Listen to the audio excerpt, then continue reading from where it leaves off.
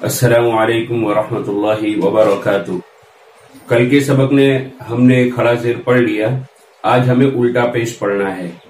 तो हमने खड़ा ज़बर, खड़ा ज़ेर और उल्टा पेश का ये सबक शुरू किया था। तो उसमें से खड़ा ज़बर पढ़ लिया हमने, खड़ा ज़ेर भी पढ़ लिया। आज हमें उल्टा पेश पढ़ना है।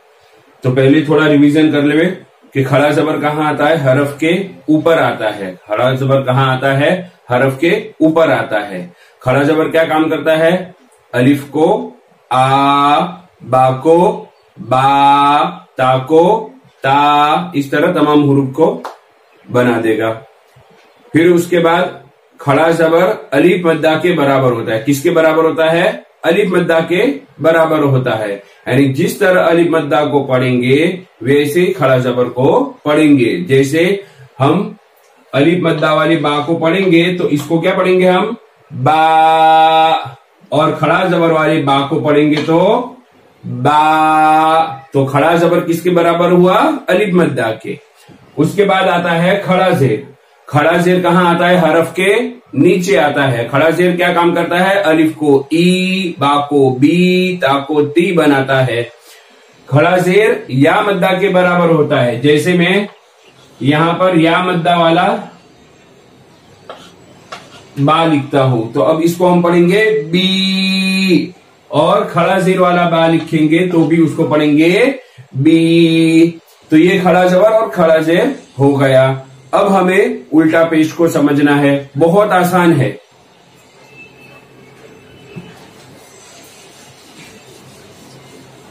देखो, उल्टा पेश कहाँ आता है? हरफ के ऊपर आता है। कहाँ आता है? हरफ के ऊपर। उल्टा पेश क्या काम करेगा?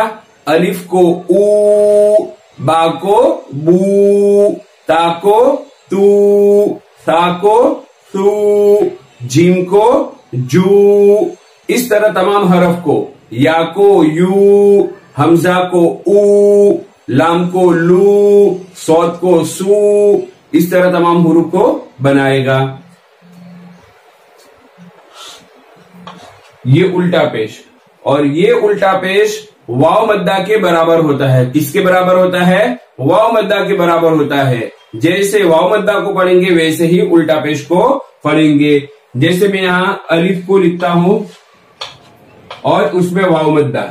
अब इसको हम पढ़ेंगे ऊ। ये वाव मद्दा वाला अलिफ है तो यहां वाव साकिन से पहले पेश आ गया, इसलिए अब यहां वाव मद्दा होगा। तो इसको पढ़ेंगे ऊ। और मैं यहां उल्टा पेश वाला लिखता हूं तो इसको पढ़ेंगे ऊ। तो दोनों सेम हो गए। तो उल्टा पेश किसके बराबर हुआ? वाव मद्दा के। उल्टा पेश को भी एक अलिफ के बराबर खींचकर पढ़ेंगे। अब यहां हम प्रैक्टिस कर लेते हैं। यहां पर ध्यान रखो, जैसे ये अलिफ लिखा उसके ऊपर उल्टा पेश आया तो इसको पढ़ेंगे ऊ। बा के ऊपर उल्टा पेश बू, ता के ऊपर उल्टा पेश तू,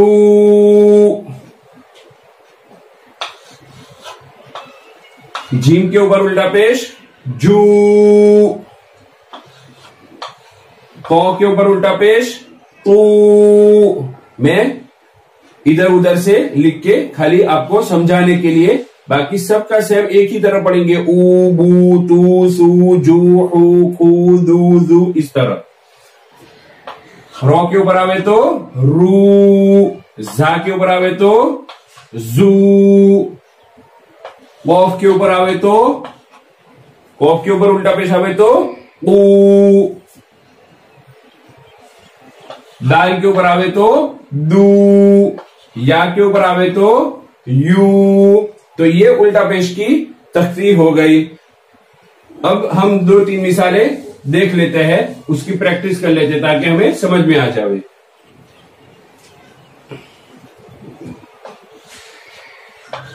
क्या लिखा? ल। ये क्या लिखा? हा। हा के ऊपर क्या लगाया मैंने? उल्टा पेश। क्या लगाया? उल्टा पेश। उल्टा पेश किसके बराबर होता है? वाव मद्दा को। वाव मद्दा को जैसे पढ़ते थे वैसे अब इस हा को भी पढ़ेंगे। जैसे हम वाव मद्दा वाली हा को पढ़ेंगे तो इसको क्या पढ़ेंगे? हू। तो इसको भी हम पढ़ेंगे हु। तो अब क्या पढ़ेंगे, ल को और हु को दोनों को साथ में पढ़ेंगे, लहू, हूल, हूल। ठीक है, बहुत आसान सबक है, थोड़ा सा ध्यान देना है बस। दाल के ऊपर जबर आवे तो द। अब यहां मैंने अलिफ लगाया, तो अलिफ से पहले जबर हो तो क्या होता है, अलिफ मद्दा होता है। तो अब इस द को क्या पढ़ेंगे, दा। क्या पढ़ेंगे, दा।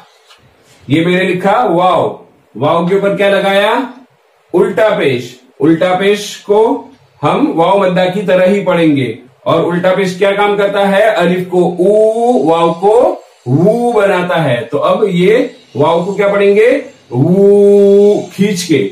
अब इसको भी खींचेंगे, इसको भी, दावू। ये दाल के ऊपर जबर लगाया तो द। अब तीनों को क्या पढ़ेंगे, दाऊद। क्या पढ़ेंगे, दाऊद। उल्टा क्या पढ़ेंगे, अब उल्टा जब पढ़ते हैं तो बच्चे गलती करते हैं, जिसको नहीं खींचना होता उसको खींच लेते हैं। अब इसको नहीं खींचना है हमको, डायरेक्ट दऊदा, दऊदा। रॉ के ऊपर जबर आवे तो रॉ। सीन के ऊपर पेश सु, रॉ सु। ये क्या लिखा मैंने, वाव साकिन। जज्म वाले हरफ को क्या कहते हैं, वाव साकिन। अरे जज्म वाले हरफ को क्या कहते हैं, साकिन। तो वाव के ऊपर जज्म आया तो अब इसको क्या कहेंगे, वाव साकिन। वाव साकिन से पहले पेश है इसलिए क्या होगा, वाव मद्दा होगा। तो अब इस सू को हम खींच के पढ़ेंगे, रोसू। क्या लिखा ये, लू। क्या लिखा, लू, रसूलू। क्या पढ़ेंगे, रसूलू। हा के ऊपर उल्टा पेश लगाएंगे तो अब उल्टा पेश क्या बना देगा, हा को हू। तो अब क्या पढ़ेंगे, रसूलुहू।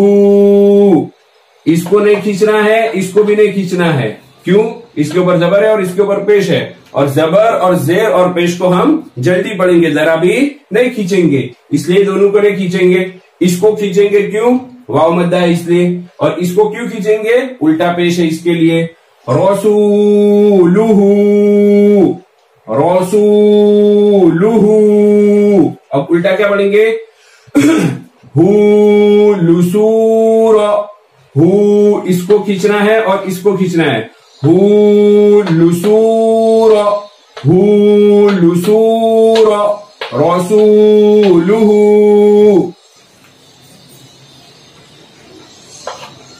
अलिफ के ऊपर खड़ा जबर आवे तो क्या पढ़ेंगे, आ। हमने पढ़ा ना खड़ा जबर को, खड़ा जबर, खड़ा जेर और उल्टा पेश का ही हमारा सबक चल रहा है। तो खड़ा जबर क्या काम करता है, अलिफ को आ। तो यहां पर अलिफ को क्या बना देगा, खड़ा जबर आ। या के ऊपर जबर य, आय। लेकिन यहां पर जबर वाले हरफ के बाद क्या आ गया, अलिफ आ गया। तो जब अलिफ से पहले जबर आता है तो क्या होता है, अलिफ मद्दा होता है। क्या होता है, अलिफ मद्दा होता है। तो अब इस या को हम खींच के पढ़ेंगे, आया, आया। ता के ऊपर पेश लगाओ, तू, आया तू। हा के ऊपर क्या लगाया मैंने, उल्टा पेश। क्या, उल्टा पेश। और उल्टा पेश किसके बराबर होता है, वाव मद्दा के। किसके, वाव मद्दा के। तो जिस तरह वाव मद्दा को हम पढ़ते थे इस तरह इसको भी पढ़ेंगे, हू, आया तुहू। इसको नहीं खींचेंगे, पेश है देखो, आया तुहू, हू तुया, हू तुया, आया तुहू। समझ में आ रहा है ना।